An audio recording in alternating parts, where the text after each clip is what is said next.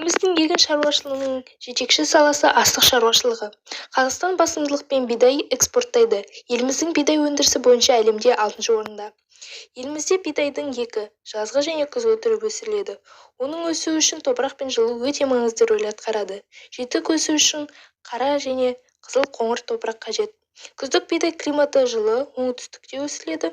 Күзде қыс басталмай тұрып егіледі. Ол маусым айында ерте пісіп, тұрақты өнім береді. Жаздық бидай Қостанай, Ақтөбе және Шығыс Қазақстан облыстарында өсіріледі.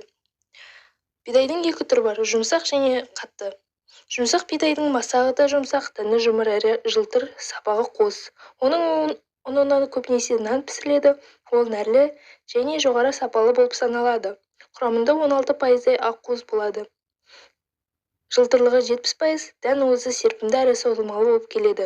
Жұмсақ бидай қазақстанда егіс көлемінің негізгі бөлігін алып жатыр.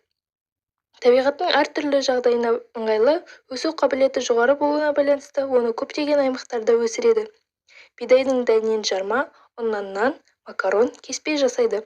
Кондитер өнеркәсібінде кең пайдаланылады. Әсіресе Қазақстанның батыс, орталық, шығыс аудандарында өсетін жұмсақ бидай өте құнды болып есептеледі. Қатты бидайдың дәні ірі, сопақша, жылтыр. Оның дәнінде 24% ақуыз бар. Оның сапасы жақсы, одан да кеспе және макарон жасайды. Бірақ жұмсақ бидайға қарағанда наны онша көтерілмейді. Қазақстанның климаты қуаң жерлерде өсетін қатты бидайдың ұнынан сапасы өте жоғары болады. Және өнеркәсіпке келетін болсақ, ұн тарту комбинаттары Қазақстанның Астана, Тараз және Қостанай, Қапшағай қалаларында орналасқан. Макарон зауыттары болса Алматы, Қарағанды, Петропавл, Шымкент, Семей зауыттарында орналасқан. Егін шаруашылығы туралы сарапшы қауымның талдауына жүгінсек, былтыр Қазақстан бидайының басым бөлігі, яғни 4,7 миллион тоннасы тмд елдеріне экспортталған.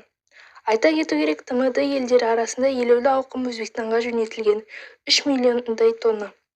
Қазақстан бидайын тұтынушы негізгі үш елдерінде сондай-ақ Тәжікстан мен Түркменстан бар.